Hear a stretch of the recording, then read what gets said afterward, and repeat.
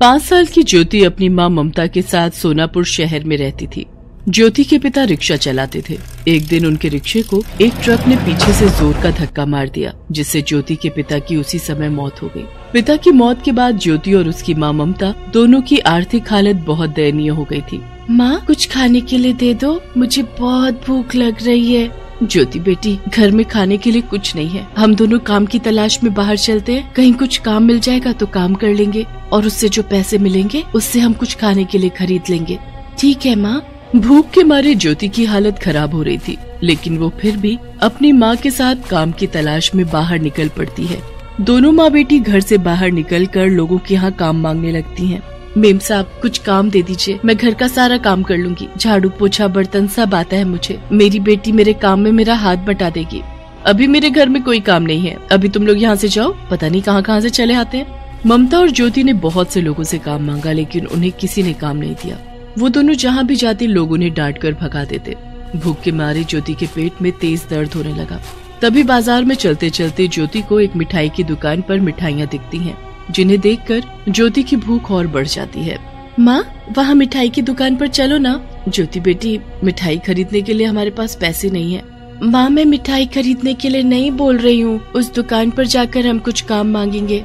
ठीक है बेटी। ममता ज्योति के साथ मिठाई की दुकान पर जाती है। साहब जी, कुछ काम दे दो, हम बहुत गरीब हैं, काम की तलाश में भटक रहे हैं, 2 दिन से हमने कुछ नहीं खाया है। अरे जाओ यहाँ से, यहाँ कोई काम नहीं है। ममता सेठ से काम मांग रही थी।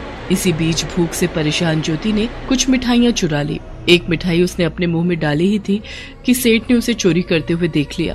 चोर चोर, काम मांगने के बहाने चोरी कर रही है, पकड़ो इसे, मारो मारो। सेठ चिल्लाने लगा। उसकी आवाज सुनकर उसकी दुकान पर काम करने वाले लोग ज्योति और ममता की तरफ दौड़े और उन्हें मारने लगे। मेरी बच्ची को मत मारो, उसे छोड़ दो। ममता हाथ जोड़कर सबसे विनती करने लगी, लेकिन लोगों ने उसकी एक नहीं सुनी और दोनों की पिटाई करते रहे। तभी उस दुकान पर एक आदमी मिठाई खरीदने आया। अरे क्यों मार रहे हो इन दोनों को? ये दोनों चोर हैं, काम मांगने का बहाना बनाकर मेरी दुकान पर आए और मिठाइयाँ चोरी करने लगे। पिटाई के कारण ममता के सिर पर बहुत चोट लग गई थी और ज्योति के नाक से खून बह रहा था। ज्योति बहुत जोर जोर से रो रही थी। उसका मासूम चेहरा देखकर उस आदमी को उन दोनों माँ बेटी पर दया आ जाती है। छोड़ दो ने सेठ जी, आपके चोरी किए गए मिठाइयों के पैसे मैं दे देता हूँ। वो आदमी ज्योति के पसंद की मिठाइयाँ भी उसे दिलाता है। कितने पैसे हुए? ये लो अपने पैसे, तुम दोनों मेरे साथ डॉक्टर के पास चलो। लेकिन साहब, हमारे पास इतने पैसे नहीं है कि हम अपना इलाज करवा सके। उसकी चिंता तुम मत करो। वो आदमी ज्योति और ममता को अपनी गाड़ी में बिठाकर डॉक्टर के पास ले जाता है और दोनों का इलाज करवाता है। चलो, अब तुम दोनों को तुम्हारे घर छोड़ देता हूँ। साहब, हम बहुत गरीब हैं, हमारा घर बहुत छोटा और टूटा फूटा से है, आप वहाँ जाएंगे तो हमें अच्छा नहीं लगेगा। छोटा और बड़ा कुछ भी नहीं होता, हम सब एक हैं। कोई अमीर और गरीब नहीं होता। मैंने तुम्हारे लिए कुछ भी नहीं किया, जो किया है सब भगवान ने किया है। वो आदमी ज्योति और ममता को अपनी गाड़ी में बिठाकर उनको घर ले जाने लगता है। रास्ते में, अच्छा एक बात बताओ, तुम दोनों चोरी क्यों कर रहे थे? तभी ज्योति बोल पड़ती है। साहब, दोनों नहीं, चोरी तो सिर्फ मैं कर रही थी। माँ तो उस दुकान में काम मांगने गई थी और मुझे बहुत भूख लगी थी। और ज्योति उस आदमी को सारी बात बता देती है। अच्छा, तो ये बात है, तुम दोनों घर में जाओ, मैं थोड़ी देर में आता हूँ। ममता और ज्योति अपने घर के अंदर आ जाते हैं। ज्योति मिठाइयाँ खाने लगती है। तुम भी खाओ ना माँ, बहुत स्वादिष्ट मिठाइयाँ हैं, इससे पहले मैंने ऐसी मिठाई कभी नहीं खाई। तभी वो आदमी वापस उनके घर आता है। उसके दोनों हाथ में 2 बैग थे। वो दोनों बैग ममता को देता है।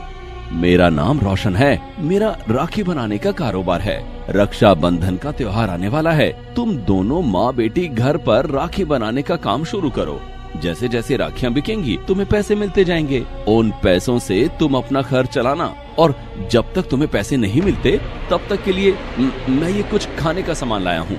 भरपेट खाना खाओ और काम में जुट जाओ। अच्छा, अब मैं चलता हूँ। आपका बहुत बहुत धन्यवाद साहब, आप हमारे लिए भगवान बनकर आए हैं। भगवान नहीं भाई, रोशन भाई कहो। अब तुम दोनों राखियाँ बनाओ, मैं परसों राखियों की डिलीवरी लेने आऊंगा। ठीक है रोशन भाई। माँ, ये साहब कितने अच्छे हैं ना, इन्होंने हमारी बहुत मदद की। हाँ ज्योति बेटी, चल अब तब राखियाँ बनाने का काम शुरू कर दे। मैं जल्दी से खाना बनाती हूँ, खाना खाकर मैं भी तेरे साथ राखियाँ बनाने लग जाऊंगी। ठीक है माँ। रात को भरपेट खाना खाकर दोनों माँ बेटी राखियाँ बनाने लग जाती हैं। ज्योति अपने नन्हे नन्हे हाथों से बड़ी मेहनत कर रही थी और राखियाँ बना रही थी। ज्योति के हाथों में जैसे कोई जादू था। उसने अपने मन की सारी खूबसूरती उन राखियों में भर दी थी। अरे ज्योति बेटी, तूने तो बहुत सुंदर राखियाँ बनाई हैं। ये राखियाँ तो खूब बिकेंगी। हाँ माँ, ये देखो मैंने स्टोन वाली राखी, कुंदन की राखी और जरी वाली राखियाँ भी बनाई हैं। देखो कितनी सुंदर लग रही हैं मेरी राखियाँ। मुझे तो पता ही नहीं था कि मेरी बेटी के हाथों में इतना हुनर है। 2 दिन बाद रोशन राखियों की डिलीवरी लेने ममता के घर आता है। वो ममता और ज्योति की बनाई हुई राखियाँ ले लेता है और उन्हें नई राखियाँ बनाने के लिए और सामान देता है। कुछ दिन बाद रोशन ममता के घर आता है। अरे ममता बहन, तुम दोनों ने जो राखियाँ बनाई हैं, उन राखियों की डिमांड बाजार में बहुत बढ़ गई है। वैसी ही राखियाँ और बना दो। तुम्हारी राखियाँ अब शहर के बड़े बड़े मॉल में बिकेंगी। लोग उन राखियों को महंगे दामों में खरीद रहे हैं। जी रोशन भाई, हम दोनों वैसी ही राखियाँ और बना देंगे। कुछ दिन बाद रोशन फिर ममता के घर आता है। ममता और ज्योति की बनाई हुई राखियाँ शहर के बड़े बड़े मॉल्स में बिक रही थी और ग्राहक उन्हें अलग अलग वेबसाइट पर ऑनलाइन भी खूब ऑर्डर कर रहे थे। ममता और ज्योति की मेहनत रंग लाई और उन्हें उनकी बनाई हुई राखियों के काफी अच्छे पैसे भी मिल गए।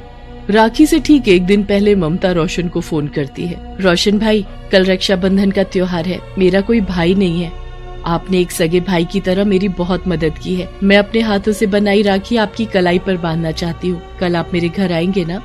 जरूर आऊंगा ममता बहन। ममता ने रोशन के लिए बहुत सुंदर राखी बनाई थी। रक्षाबंधन के दिन रोशन ममता के घर आता है और ममता उसकी कलाई पर राखी बांधती है। आज से तुम्हारी रक्षा की सारी जिम्मेदारी मेरी है और अब ज्योति की भी पूरी जिम्मेदारी उसके रोशन मामा की है। तुम्हारी राखी का गिफ्ट तुम्हें जल्दी ही दूंगा। रक्षाबंधन का त्योहार खत्म होने के बाद रोशन ममता को सिलाई सीखने के लिए सिलाई सेंटर में एडमिशन करा देता है और ज्योति का एडमिशन एक प्राइवेट स्कूल में करा देता है। ज्योति अब स्कूल में पढ़ने जाने लगी थी। रोशन भाई, सिलाई तो सीख लिया, लेकिन अब सिलाई मशीन कहाँ से लाऊं? उसके बिना तो सिलाई का कोई काम नहीं कर पाऊंगी। उसकी चिंता मत करो ममता। दूसरे दिन रोशन एक सिलाई मशीन लेकर ममता के घर आता है और ममता को वो मशीन देता है। ये लो ममता बहन, तुम्हारी राखी का गिफ्ट। रोशन भाई, आपने तो पहले ही बहुत सारे गिफ्ट दिए हैं। तो तुम भी मुझे एक गिफ्ट दे दो। इस सिलाई मशीन पर मेरे लिए एक अच्छी सी शर्ट सिलकर। ममता रोशन के लिए एक अच्छी सी शर्ट सिलती है तो रोशन ममता के लिए एक छोटा सा बुटीक खुलवा देता है और ममता अब लोगों के कपड़े सिलने का काम करके अपना और ज्योति का गुजारा अच्छे से चलाने लगी थी। लेकिन हर साल रक्षाबंधन का त्योहार नजदीक आते ही वो दोनों माँ बेटी फिर से राखियाँ बनाने लग जाती और रोशन उनकी बनाई हुई राखियों को महंगे दामों में बेचा करता। Please subscribe this channel.